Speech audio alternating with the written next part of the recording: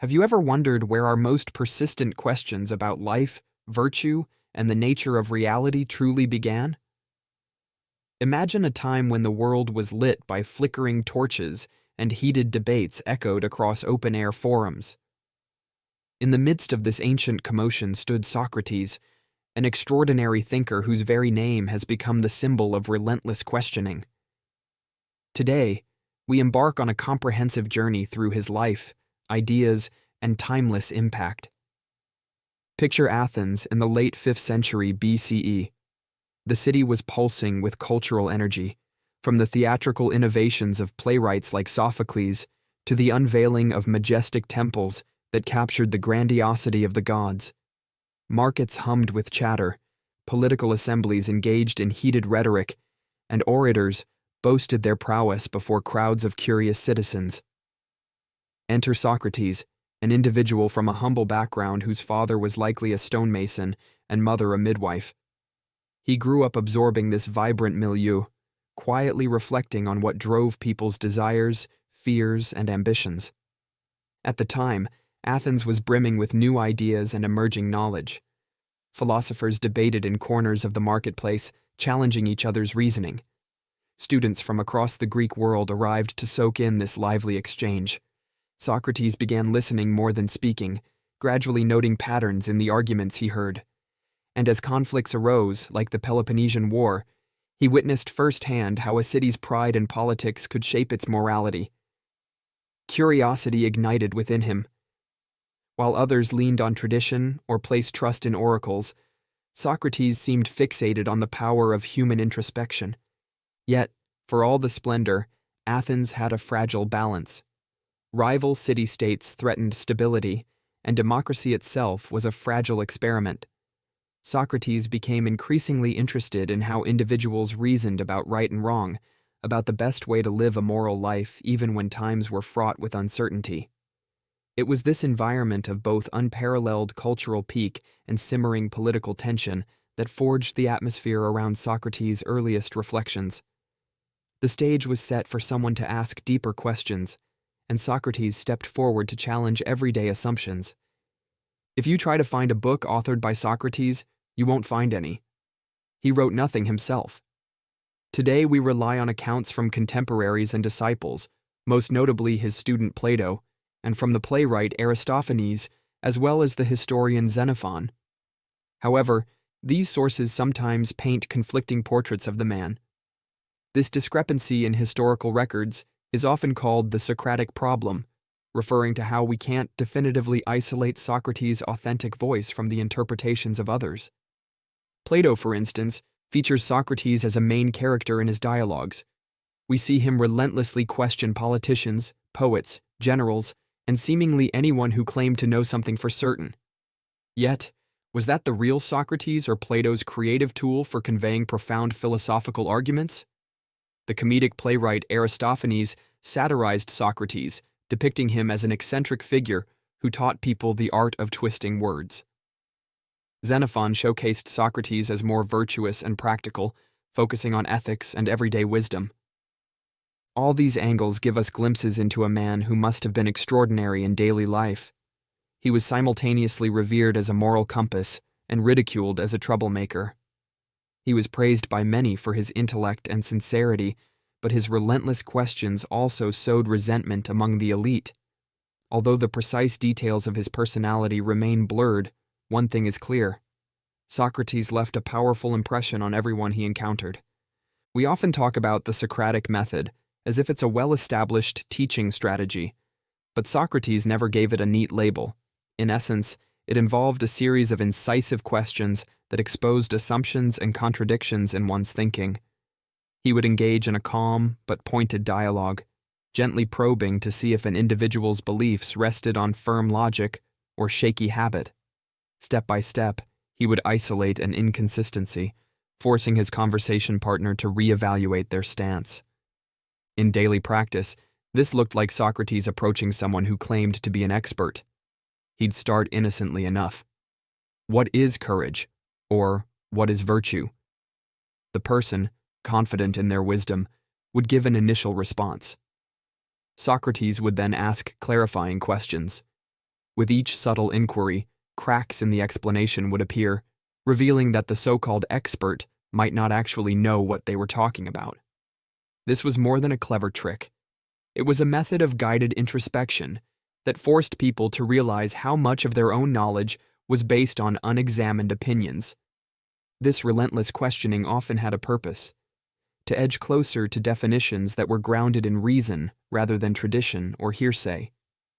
Socrates believed that, by casting away poorly supported ideas, one might discover at least the contours of genuine truth.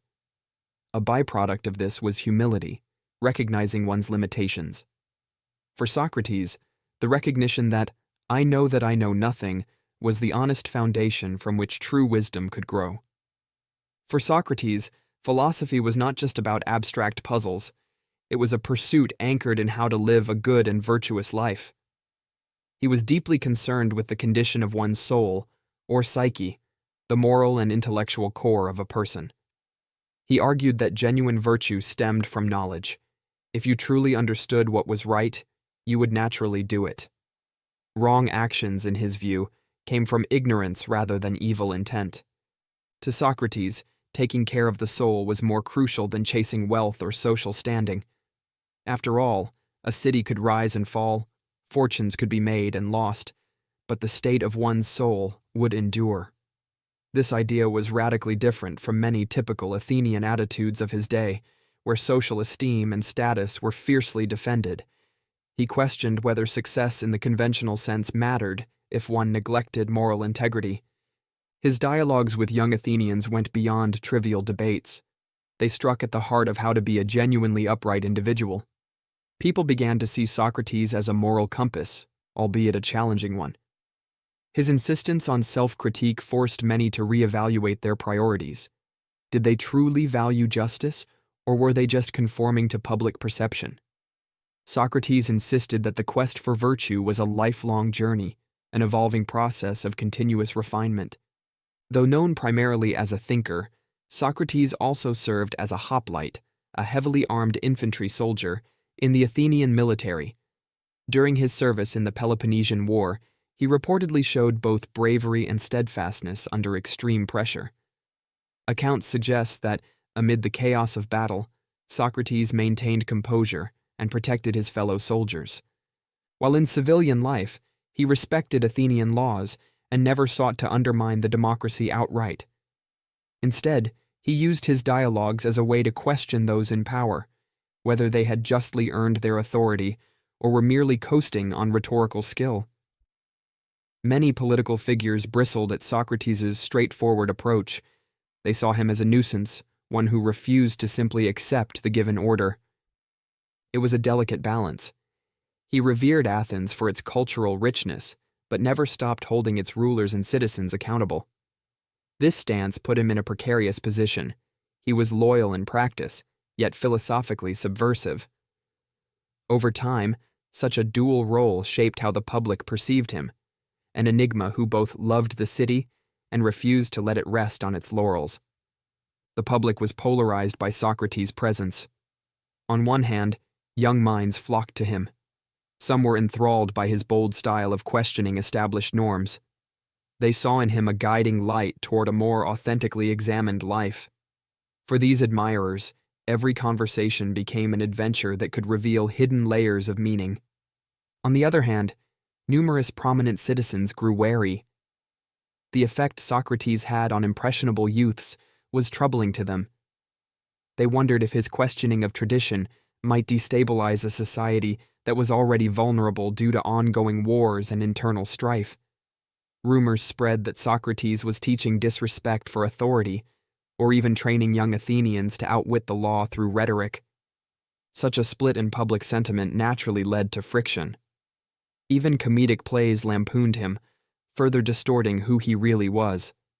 In some comedic representations, he was shown as someone who could spin any argument, undermining the moral fabric of the city. The seeds of suspicion were planted. In time, this suspicion would morph into formal charges against him. Eventually, a formal accusation was brought against Socrates for corrupting the youth and failing to acknowledge the gods of Athens. He was dragged before a court. Imagine a makeshift arena of officials, adversaries, and bystanders, all leaning in to hear the defense of this peculiar philosopher who had become such a controversial figure. Even as he faced these grave charges, Socrates remained unmoved, methodically questioning his accusers and the nature of their complaints. He refused to kowtow to the court's demand for a showy defense. He didn't try to flatter his judges. Instead, he argued that he was performing a sacred duty, urging people to examine their own lives. The trial turned into a microcosm of Socrates' philosophy versus Athenian practicality. He questioned the sincerity of his prosecutors, pointing out the contradictions in their reasoning. Yet, to many of the judges, this was more proof of his unyielding attitude. In the end, the majority voted for a guilty verdict. The penalty decided was a forced end by consuming a potent beverage. Socrates stood with a resigned calm, convinced that a life unexamined was of little value, and that to betray his principles would be an even worse fate. His final stand became a testament to his character, offering one last demonstration of integrity before the city he both challenged and revered. Stories say that Socrates spent his final hours with his closest companions, engaging in philosophical conversation until the last possible moment. For him, the forced end was not a tragedy in the typical sense. It was a chance to remain true to his convictions. In Plato's accounts, he even comforted his companions, arguing that a virtuous soul should have no fear of death. When the moment arrived, Socrates accepted the sentence without trying to escape. Instead of bitterness, he offered words of wisdom, urging them to seek truth and keep questioning. This final act left an unforgettable imprint not just on Athens, but on the entire trajectory of Western thought. Even those who had voted against him could not ignore the moral fortitude he displayed in those crucial hours. From that day forward, the face of Socrates, calm, inquisitive, and unwavering, remained etched into the collective memory of philosophy. His departure from earthly life gave rise to a legend that would outlive the immediate political climate, echoing through centuries of intellectual discourse. Among those most affected by Socrates' forced end was his disciple Plato. Where Socrates left no written works, Plato would dedicate his life to preserving and expanding upon the conversations and teachings of his mentor. Nearly every dialogue Plato wrote centers around Socrates, capturing the unique dynamic of question and answer. Through Plato, Socrates' method and moral philosophy were introduced to subsequent generations. Yet, the influence didn't stop with Plato. Philosophers such as Aristotle, the Cynics, Stoics, and countless others drew on Socratic questioning. In the centuries that followed, educational models began to incorporate Socratic dialogue, setting the foundation for Western thought. Today, when we speak of critical thinking or the importance of questioning authority, we're echoing the spirit of Socrates. This was a teacher who, without pen or parchment, reshaped the intellectual landscape simply by daring to confront complacency. His presence can still be felt in classrooms, courtrooms, and debates around the world, where the essence of his approach, challenging superficial assumptions to reach deeper truths, remains the gold standard for intellectual rigor. Fast forward to the modern era, and Socrates' shadow looms large across multiple disciplines.